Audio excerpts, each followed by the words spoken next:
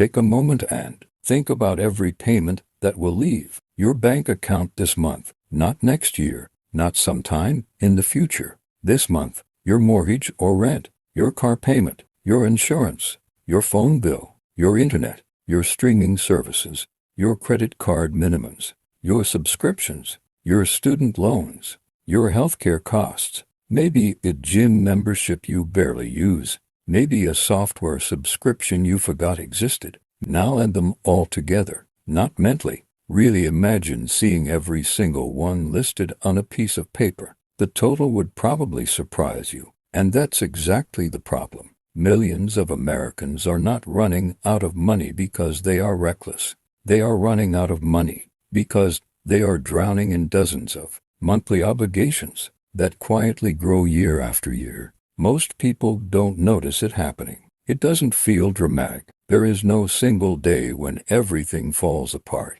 Instead, the pressure builds slowly. One payment here, another there, a small increase, a new subscription, a higher insurance premium, a slightly larger grocery bill. Before long, a paycheck arrives and disappears almost instantly. Imagine waking up on the first day of the month. Your paycheck hits your account. For a brief moment, you feel relieved. The balance looks healthy. Then the withdrawals begin. Rent, car, payment, insurance, utilities, internet, phone bill, streaming services, credit card payment, student loan payment, healthcare expenses, childcare expenses. Within days, sometimes within hours, the money is gone. What remains must somehow cover food emergencies, gas, and everything else life throws at you. For millions of Americans, this is not a rare event. It is their normal reality. They work harder than ever, yet somehow feel poorer than ever.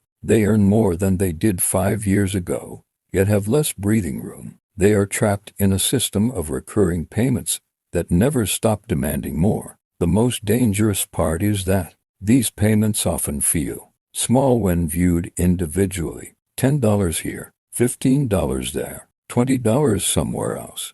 None of them seem significant on their own, but together they create a financial weight that becomes almost impossible to escape. Businesses understand this better than consumers do. In fact, entire industries have been built around the idea of monthly payments. Companies know that people hesitate when faced with a large upfront cost, but spread that same cost across months or years, and resistance disappears. The number feels smaller, the purchase feels easier, the commitment feels harmless. Yet over time, those small monthly charges become permanent fixtures in people's lives. Think about how America looked decades ago. Families certainly had bills, but many purchases were made once and owned outright. Today, ownership itself is becoming less common. Instead of owning products and services, people rent access to them month after month. Music is rented, movies are rented, software is rented, storage is rented, entertainment is rented. Even some vehicles are effectively rented through endless financing arrangements. The economy has quietly shifted from ownership to subscriptions, and while that may seem convenient, it has also created a system where money constantly flows out of household budgets every single month. What makes this situation even more alarming is that wages have struggled to keep pace with many of these costs. Americans are earning more dollars than they once did, but those dollars are being claimed by more recurring obligations than ever before. Every year seems to bring another increase. Insurance goes up, rent goes up, property taxes go up, healthcare costs go up, utility bills go up, subscription prices go up. Meanwhile, families are left trying to stretch the same income across an expanding list of monthly demands. Many people assume financial stress comes from major mistakes. They imagine someone making reckless decisions or spending beyond their means, but for millions of households, the problem is far more ordinary. They are doing what society told them to do. They got an education. They found a job. They bought a car to get to work. They signed up for internet service because modern life requires it. They purchased insurance because it is necessary. They took out loans because housing costs demanded it. They subscribed to services because those services became part of everyday life. One by one, each decision seemed reasonable. Yet together they created a financial structure that leaves little room for error. The result is a nation living with constant financial anxiety, not because people are irresponsible, but because their budgets have become incredibly fragile. A single unexpected expense can trigger a crisis: a medical bill, a car repair, a reduction in work hours, a sudden increase in rent. Any of these events can push a household from stability into debt almost overnight. And once debt enters the picture, the cycle often accelerates. Credit cards become a bridge between paychecks. Interest charges accumulate. Minimum payments increase. More income gets diverted toward obligations from the past instead of opportunities for the future. Perhaps the most troubling aspect of all is how normalized this has become. People joke about being broke. They laugh about living paycheck to paycheck. They share memes about financial stress. Yet beneath the humor is a serious reality. Millions of Americans are carrying financial burdens that previous generations would have found shocking. They have become accustomed to constant payments, constant bills, and constant pressure. They no longer expect financial freedom. They simply hope to keep up. This environment creates another hidden problem. When every dollar is already assigned to a bill, saving becomes difficult. Investing becomes difficult. Building wealth becomes difficult. The future gets sacrificed to maintain the present. Instead of money working for people, people spend their lives working for payments. Every raise gets absorbed by higher costs. Every financial victory feels temporary. Every attempt to move forward encounters another recurring expense waiting around the corner. And this is exactly why the monthly payment economy is so powerful. It doesn't just affect spending. It affects behavior. It changes how people think about money. Instead of asking whether they can afford something, they ask whether they can afford the monthly payment. That may sound like a small difference, but it changes everything. A person who cannot afford a $30,000 purchase might agree to a $500 monthly payment. A person who cannot afford a luxury item upfront may agree to installments. The focus shifts from total cost to monthly affordability. And once that mindset becomes normal, expenses multiply rapidly. Companies have mastered this psychology. They understand that monthly payments reduce resistance. Consumers become focused on the immediate impact rather than the long-term cost. Over years, this approach has spread throughout the economy. Products, services, memberships, financing arrangements, and subscriptions all compete for a place in your monthly budget. Individually, each one appears manageable. Collectively, they create a financial maze that becomes increasingly difficult to navigate. The average American does not wake up one morning and decide to become trapped. The trap develops gradually. A streaming service here, a financed phone there, an upgraded internet plan, a subscription for convenience, another subscription for entertainment, another for productivity, another for security, another for storage. Eventually, people find themselves surrounded by obligations they'd barely notice anymore. The money leaves automatically. The charges continue automatically. Life moves on automatically until one day they realize there is almost nothing left at the end of the month. What makes this story especially important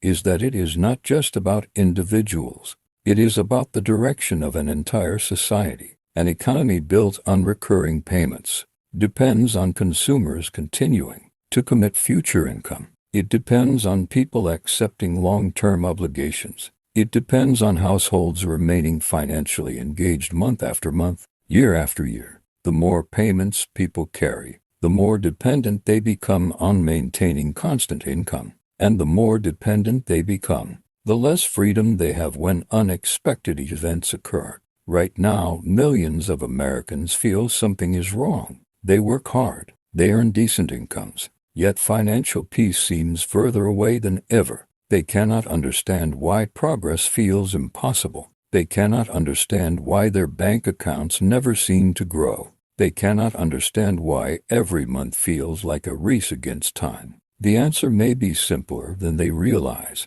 Their money is being pulled into many directions at once. Their income is not disappearing because of one massive expense.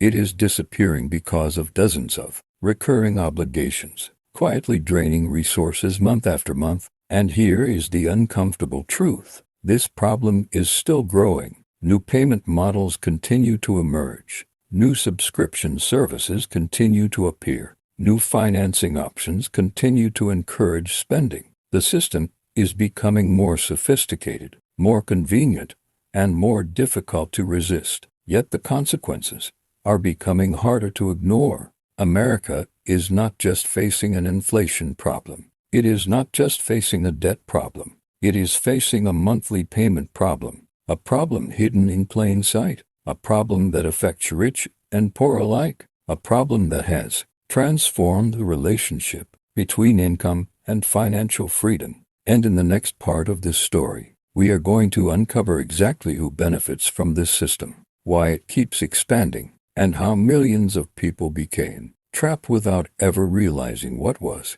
happening. In the first part of this story, we explored how millions of Americans became trapped in a growing web of monthly obligations. We talked about the silent pressure of recurring bills, subscriptions, loans, and financing plans. But now we need to ask a much bigger question. If Americans are struggling under the weight of all these payments, who is benefiting from it? Because whenever money consistently flows in one direction, someone is standing on the other side collecting it. Most people believe businesses primarily make money by selling products. That used to be true, but in today's economy, many companies have discovered something far more valuable than selling a product once. They have learned how to sell access forever. Think about that for a moment. A customer who buys something once generates revenue one time. A customer who pays every month becomes a predictable stream of income. From a business perspective, predictable income is incredibly powerful. Investors love it. Executives love it. Wall Street loves it. And because of that, companies across America have spent years redesigning their business models around recurring payments. Take a look around your own life. There are services that didn't even exist 20 years ago. Today, many people pay monthly fees for entertainment, cloud storage software, premium memberships, security monitoring, delivery services, music streaming, video streaming, gaming subscriptions, and countless other conveniences. None of these payments seem overwhelming on their own. That's exactly why they work. The monthly cost feels small enough to ignore, but multiply that by millions of customers, and the result is enormous. Imagine owning a business with 10 million customers paying $15 every month. That's $150 million flowing into your company every single month before you sell anything else. It is easy to see why corporations became obsessed with subscriptions. The model creates stability. It creates predictability. It creates recurring cash flow. And once customers become accustomed to the service, many continue paying indefinitely. But subscriptions are only one piece of the puzzle. The real engine behind America's payment economy is financing. Financing has transformed nearly every major purchase into a monthly decision. Cars, phones, furniture, appliances, home improvements, education, and even vacations can now be broken into monthly installments. Businesses understand that consumers are far more likely to say yes when they focus on the monthly payment instead of the total cost. A car is a perfect example. Years ago, people often thought about the total price of a vehicle. Today, many buyers focus almost entirely on the monthly payment. Dealers know this. Lenders know this. Manufacturers know this. Instead of asking whether someone can afford a $40,000 vehicle, the conversation becomes whether they can afford $600 per month. The psychology changes completely. Suddenly, larger purchases feel manageable. The same strategy appears throughout the economy. Smartphones are financed. Furniture is financed. Electronics are financed. Home renovations are financed. Medical procedures are financed. Everything becomes a payment plan. Everything becomes another monthly obligation. Everything becomes another claim on future income. And then there is credit card debt. Credit cards may be one of the most profitable financial products ever created. They offer convenience and flexibility, but they also create a powerful cycle. When people cannot cover expenses with current income, credit cards bridge the gap. At first, it feels temporary. A few charges here, a few charges there. Then interest enters the picture. Balances grow. Minimum payments increase. Suddenly, a portion of every paycheck is dedicated to paying for purchases made months or even years earlier. For financial institutions, this can be extremely profitable. The longer balances remain unpaid, the more interest accumulates. Consumers often feel trapped because they are making payments every month yet seeing little progress. They are running hard just to stay in the same place. And while households struggle, interest continues flowing toward lenders. Healthcare represents another major source of recurring financial pressure. For many Americans, health insurance premiums have become a permanent monthly expense. Even those with insurance often face deductibles, copayments, prescription costs, and unexpected medical bills. Healthcare has become one of the largest recurring expenses in many household budgets. Unlike entertainment subscriptions, it is not something most people can simply cancel. It is an obligation they must carry regardless of financial circumstances. Housing tells a similar story. Whether people rent or own, housing often consumes the largest share of monthly income. Rent increases have become a common reality in many parts of the country. Homeowners face mortgage payments, property taxes, insurance premiums, maintenance costs, and utility bills. Every year seems to bring another increase.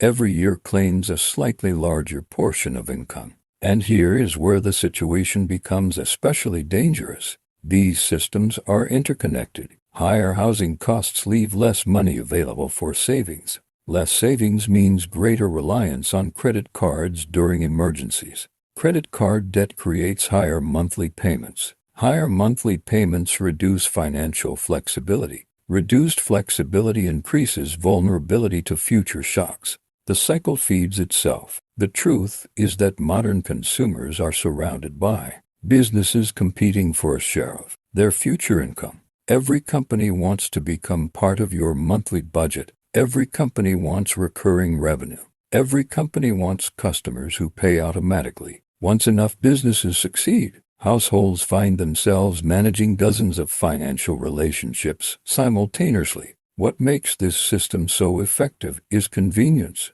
Automatic payments eliminate effort. Services renew automatically. Bills are paid automatically. Memberships continue automatically. Consumers rarely need to make active decisions. Money simply leaves their accounts month after month. This creates an illusion of affordability because individual payments disappear into the background of daily life. Yet, convenience comes with a hidden cost. When expenses become automatic, awareness often decreases. People stop evaluating whether they truly need every service. They stop questioning recurring charges. They stop tracking how much money is leaving their accounts. As a result, financial commitments accumulate over time. There is another reason businesses love recurring payments. Customers become more predictable. A company does not need to convince subscribers to buy every month because the purchase has already been made.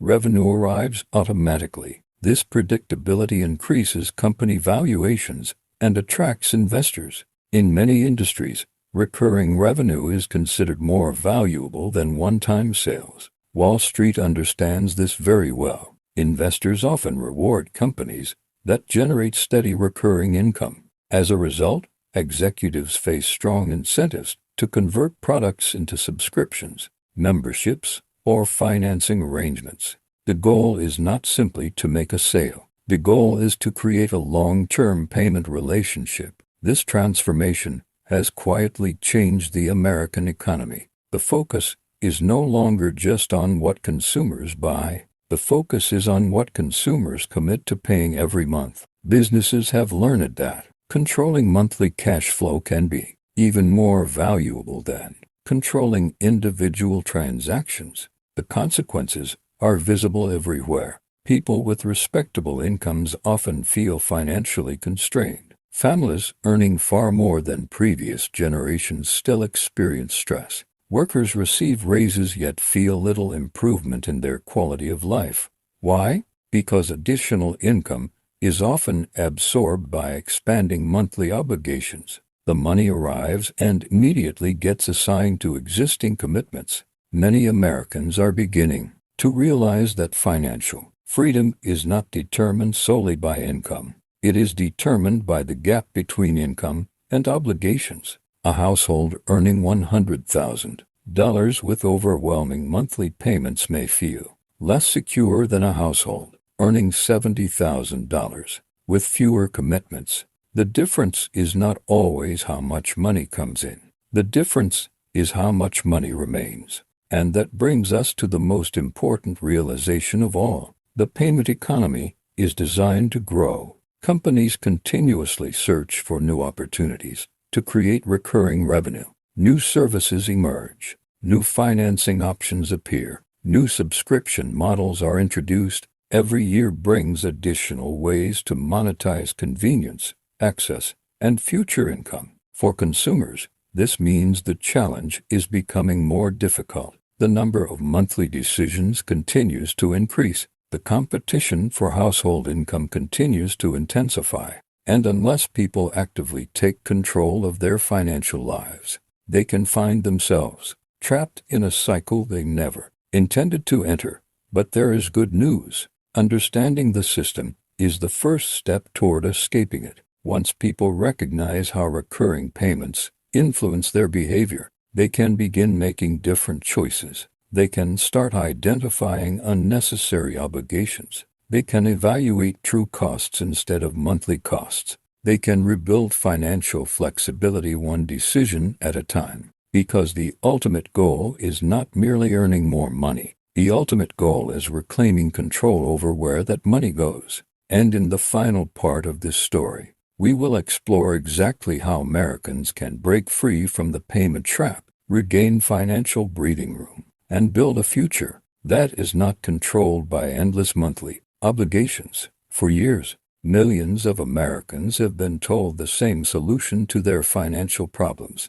Work harder, earn more money, get a better job, start a side hustle, ask for a raise. And while increasing income can certainly help, it does not address the real issue at the center of this story. Because if earning more money automatically created financial freedom, then every high-income household would feel secure. Yet that is clearly not the case. Across America, people with six-figure incomes are living paycheck to paycheck. They earn more than previous generations ever imagined, yet they still feel trapped. Why? Because the problem is often not income. The problem is obligations. The modern financial system has convinced people to focus almost entirely on earning. Very few people are taught how to reduce dependency. Very few people are taught how to reclaim control over their cash flow. Instead, they spend years chasing larger paychecks, while their monthly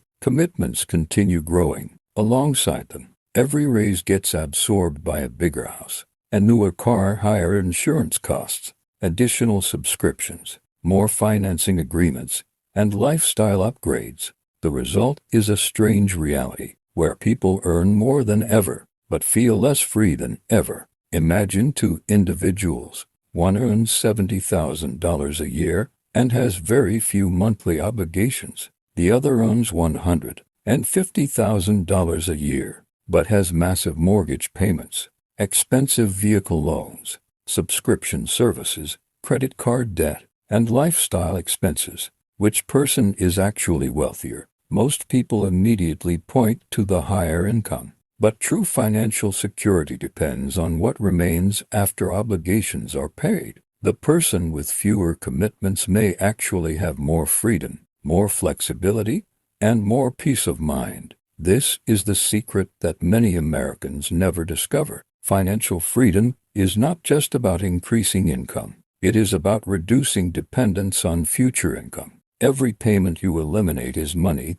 that no longer controls your future. Every obligation you remove is one less burden following you into next month. Every recurring expense you eliminate creates breathing room that cannot be taken away by inflation, layoffs, or economic uncertainty. The first step toward escaping the payment trap is awareness. Most people know their income. Far fewer know exactly where that income goes. If you ask the average American to list every recurring payment leaving their account each month, many would struggle to do it. Some subscriptions have been active for years. Some services renew automatically. Some fees increase so gradually that customers barely notice. Over time, these payments become invisible. That is why awareness is so powerful. The moment someone sees every recurring charge listed in one place, the situation becomes impossible to ignore.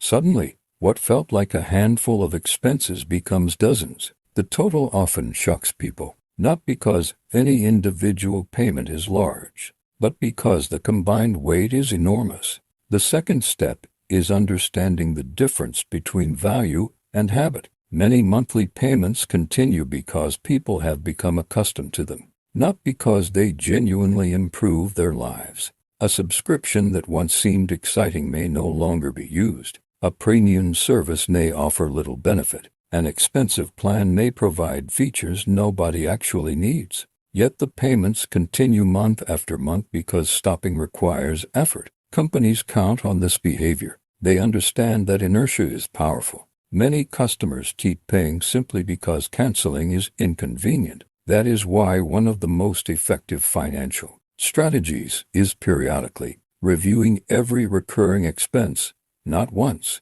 not twice, regularly. Every charge should answer a simple question. Does this genuinely improve my life enough to justify its cost? The third step involves breaking the monthly payment mindset itself. This may be the most important shift of all. For decades, consumers have been trained to think in monthly terms. Can you afford $400 a month? Can you afford $20 a month? Can you afford $99 a month? The focus remains on affordability rather than total cost. But wealthy individuals often think differently. Instead of asking whether they can afford the payment, they ask whether the purchase makes financial sense. They focus on ownership, value, and long-term consequences. They understand that small monthly payments can add up to enormous amounts over time. A person who constantly evaluates purchases through monthly affordability often ends up accumulating obligations. A person who evaluates total cost tends to be more selective. That difference may seem small, but over years it can completely transform financial outcomes. Another critical step is building an emergency buffer. One reason so many Americans become trapped in debt is that unexpected expenses arrive when there is no cash available. A medical bill appears, a car breaks down, a major appliance fails. Without savings, credit cards become the default solution. Then interest enters the picture. What began as a temporary problem becomes a long-term obligation. An emergency fund changes this dynamic completely. It creates distance between households and financial disasters. It reduces dependence on debt. It provides options during difficult times. Most importantly, it breaks the cycle where every emergency becomes another monthly payment. Debt reduction also plays a major role in escaping the trap. Debt is unique because it claims future income before that income even arrives. Every payment represents money that cannot be saved, invested, or used elsewhere. This is why eliminating high-interest debt often produces such dramatic improvements in financial stability. It is not just about reducing balances. It is about reclaiming future cash flow. Think about how different life feels when a payment disappears. The moment a car loan ends, income increases without a raise. The moment a credit card balance reaches zero,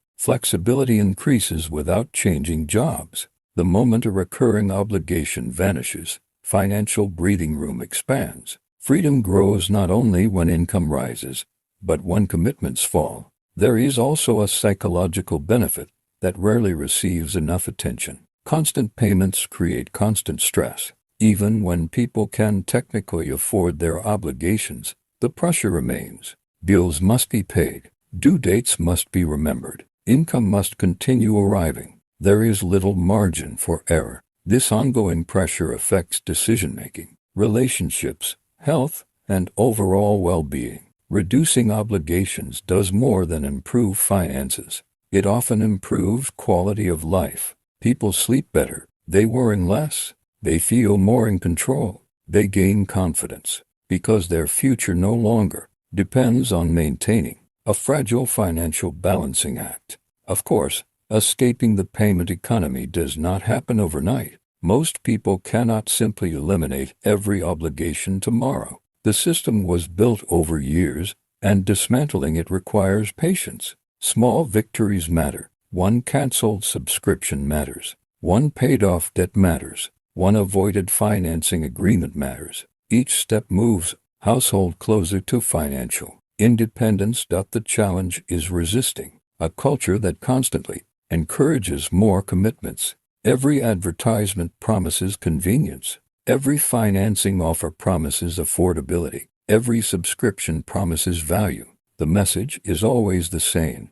Add one more payment. Commit a little more future income. Very few voices encourage the opposite. Very few voices say that freedom comes from owning more and owing less. Very few voices suggest that simplicity can be more valuable than consumption. People who control their obligations often gain greater resilience during economic downturns. As economic uncertainty continues, this lesson becomes even more important. Inflation may rise. Housing costs may increase. Insurance premiums may climb. Markets may fluctuate. Jobs may change. No one can control every external factor, but people can control how many claims exist on their future income. That is ultimately what this story has been about from the beginning. Not subscriptions, not credit cards, not financing plans. Those are symptoms. The deeper issue is control. Who controls your future income? Do you control it, or do dozens of recurring obligations control it for you? America's payment economy did not emerge overnight. It developed gradually through decades of changing business models, financing innovations, and consumer habits. Today, millions of households feel trapped because they are carrying more obligations than they realize. They are running faster but not moving forward. They are earning more but keeping less. The good news is that traps can be escaped. Systems can be understood. Habits can be changed. Payments can be eliminated. Financial breathing room can be rebuilt. Freedom can be reclaimed. And perhaps the most important realization of all is this: